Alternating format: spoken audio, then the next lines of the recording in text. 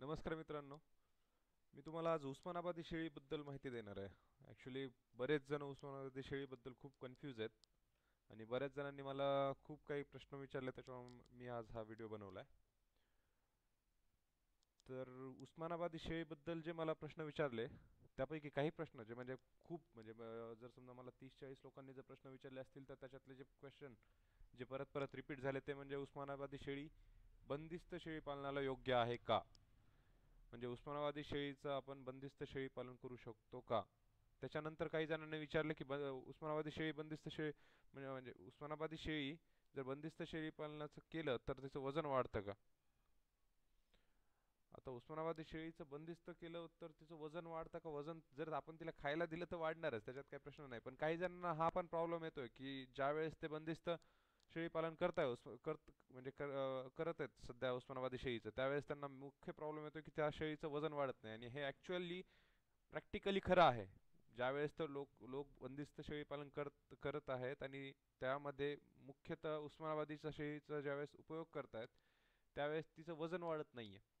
त्याच्यानंतर मला काही प्रश्न विचारले की उस्मानाबादी शेळीला कोणते रोग होतात का? आता तसं सांगायला गेलं तर रोग प्रत्येक शेळीला होतात. ते मी शेळीच्या म्हणजे शेळीचे जे रोग आहेत त्यांचं निदान आणि तिला म्हणजे त्याचे जे एक सिम्पटम्स म्हणजे काय मराठीत त्याला काय म्हणतात की त्याचे म्हणजे म्हणजे कसं ओळखायचं त्याला ते मी पुढच्या भागामध्ये सांगणार आहे. त्याच्यानंतर काही जणांनी विचारलं उस्मानाबादी शेळीचं लसीकरण कसं करायचं आणि ते कोणतं कोणतं करायचं. ॲक्च्युली तिला होणारे रोग आणि लसीकरण हे दोन्ही प्लस म्हणजे सगळ्या शेळ्यांना ह्या दोन गोष्टी ज्या आहेत ह्या कॉमन आहेत. फक्त उस्मानाबादी शेळींनाच रोग होतात किंवा उस्मानाबादी शेळींनाच का असं काही वेगळं लसीकरण आहे अशातली कोणती गोष्ट नाहीये. हे जे दोन प्रश्न विचारलेत त्याच्यासाठी कॉमन एक मी व्हिडिओ बनवलेला आहे ऑलरेडी.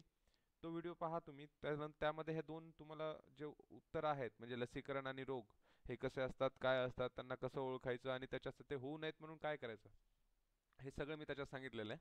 त्याच्यानंतर पुढचा प्रश्न म्हणजे सगळ्यात महत्त्वाचा, की हा प्रश्न मला सगळ्यांनी विचारला की उस्मानाबादी शेळी परवडते का बोर शेळी परवडते जर आपल्याला बंदिस्त शेळी पालन करायचं असेल तर. ॲक्च्युली हा प्रश्न मी याचं उत्तर देताना असं म्हणेल की हा प्रश्नच बरोबर नाही. म्हणजे हे कंपॅरिझन जे केलंय उस्मानाबादी शेळी आणि बोर शेळी हे बरोबर नाहीये. उस्मानाबादी शेळी पण परवडते आणि बोर शेळी पण परवडते.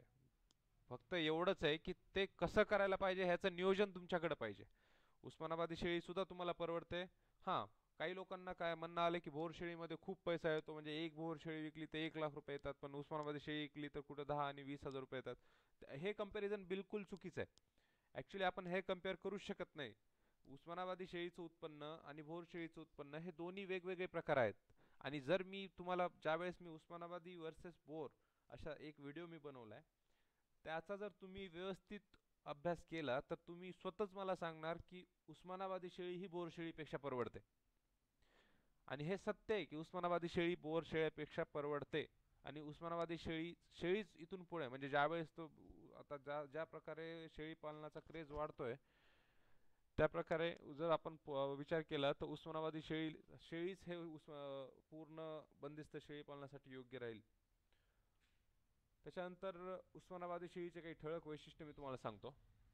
उस्मानाबादी शेळी ही कोणत्याही वातावरणात टिकून राहते, कारण की तिची रोगप्रतिकार क्षमता ही बाकी सगळ्या शेळ्यांपेक्षा जास्त आहे. हे उस्मानाबादी शेळीबद्दल मी सगळ्यात महत्त्वाचा पॉईंट सांगतोय. उस्मानाबादी शेळी ही सगळ्या वातावरणामध्ये टिकू शकते. कोणत्याही वातावरणात तुम्ही तिला घेऊन जा ती ॲडजस्ट होण्याची क्षमता ठेवते. त्याच्यानंतर उस्मानाबादी शेळी एका वर्षा म्हणजे एका येतामध्ये 3 ते 4 पिल्लं देते. कमीत कमी एक आणि जास्तीत जास्त चार.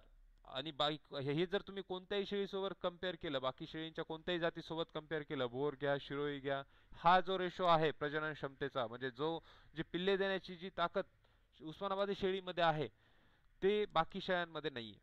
ॲक्च्युली जर तिचं व्यवस्थित संगोपन जर केलं तर तुम्हाला 3 ते 4 पिल्ले हे उस्मानाबादी शेळी एका येताला 3 ते 4 पिल्ले 100% देते. ती दोन हे कंपल्सरी देते. एखाद्या वेळेसच असं असतं की 100 पैकी म्हणजे 100 टक्क्यापैकी 10% फक्त असं होतं की ती कधी कधी एकच पिल्लू देते. पण 90% हे प्रमाण जे आहे हे 3 ते 4 पिल्लांचं आहे उस्मानाबादी शेळीमध्ये. कधी जर तुमची शेळी जी आहे ही प्युअरली उस्मानाबादी आहे, जर त्याच्यामध्ये क्रॉस असेल तर ते आपण ह्याच्यामध्ये सांगता येणार नाही, पण उस्मानाबादी जर असेल तर तिचं पिल्ला देण्याचं प्रमाण हे 3 ते 4 असतं. आणि उस्मानाबादी शेळी एका वर्षामध्ये 2 वेळेस पिल्ले देते, हे बाकीच्या शेळ्यासारखंच आहे. त्याच्यानंतर महत्त्वाचा वैशिष्ट्य, सगळ्यात महत्त्वाचं वैशिष्ट्य म्हणजे उस्मानाबादी शेळी ही 100% बंदिस्त होऊ शकते, अर्धबंदिस्त होऊ शकते आणि 100% बंदिस्त पण होऊ शकते. आणि त्याच्यापेक्षा महत्त्वाचं म्हणजे ज्यांना कमी भांडवलामध्ये शेळी पालन करायचं आहे त्यांच्यासाठी उस्मानाबादी शेळी सारखी दुसरी शेळी कोणतीही नाही. कमी भांडवलामध्ये जर तुम्हाला शेळी पालन करायचं आहे तर तुम्ही उस्मानाबादी शेळीच निवडा.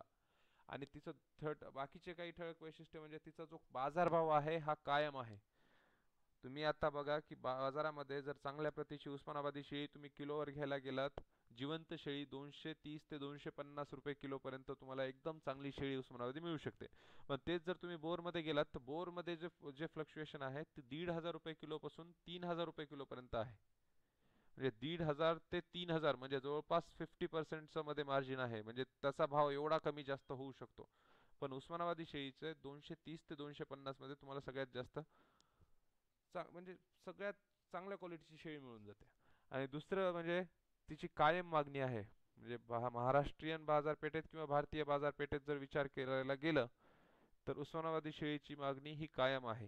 त्याच्यामुळं हे जर सगळे ठळक वैशिष्ट्य तुम्ही लक्षात घेतले तर उस्मानाबादी शेळीबद्दलचे तुमचे बरेच डाऊट आहेत ते क्लिअर झाले असतील.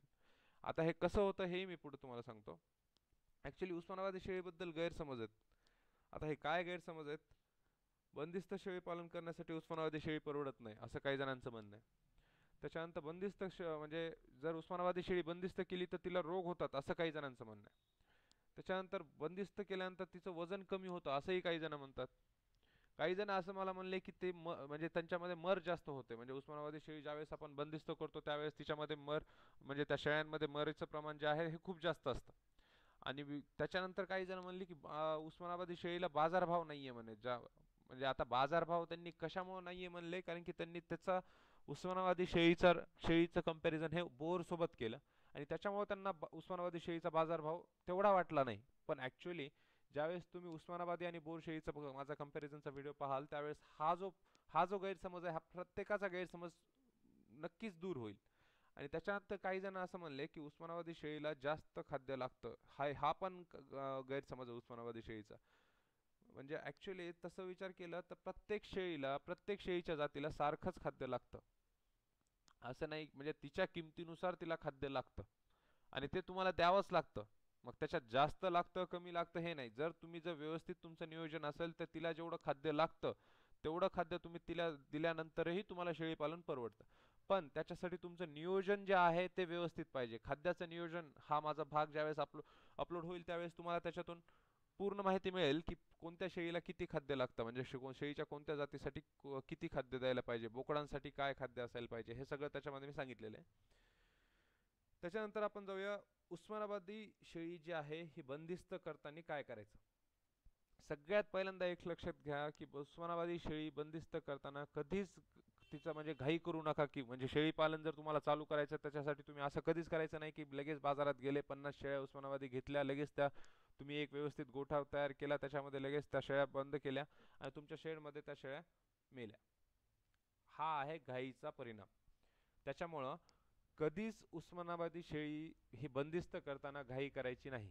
ज्यांना एकदम खूप मोठ्या प्रमाणावर उस्मानाबादी शेळी बंदिस्त करायची आहे, म्हणजे शेळी पालन करण्यासाठी उस्मानाबादी शेळी निवडायची आणि तेही बंदिस्त करण्यासाठी, त्यावेळेस तुम्ही जी खरेदी करणार आहेत ती अशा जागेहून करा की जिथे ऑलरेडी उस्मानाबादी शेळी बंदिस्त केलेली आहे. कशामुळं? कारण की उस्मानाबादी शेळी ही भटकी जात आहे. तिला सगळीकडे फिरून शेंडे मारत खायची, म्हणजे शेंडे मारून खायची तिला सवय असते. म्हणजे काय, तुम्ही जर उस्मानाबादी शेळीकडे व्यवस्थित जर लक्ष देऊन बघितलं असेल तर ती कधीच एका जागेवर खात नाही. ती एका झाडाचा शेंडा खाते, परत पुन्हा दुसऱ्या झाडाकडे जाते, त्या झाडाचा शेंडा खाते, पुन्हा तिसऱ्या झाडाकडे जाते, असं तिचं दिवसभर चालू असतं. आणि असं जर भटकी जात आहे ती जर तुम्ही एकदम बंदिस्त केली तर तिचं वजन कमी होतं. हेच कारण आहे की उस्मानाबादी शेळीचं वजन कमी होण्याचं. पण हेच जर तुम्ही ज्या ठिकाणी बंदिस्त शेळ्या आहेत तिथून जर तुम्ही शेळ्या घेतल्या तर त्यांना ऑलरेडी सवय आहे की शेळ्या ज्या आहेत म्हणजे त्यांना लहानपणापासून सवय असायला पाहिजे की त्या शेळ्या बंदिस्त आहेत. आणि त्या बंदिस्त शेळ्या ज्यावेळेस तुम्ही घेता आणि ज्यावेळेस तुम्ही त्या तुमच्या शेडमध्ये ठेवता त्यांच्या वेळेस त्यांची फक्त जागा बदलते, परंतु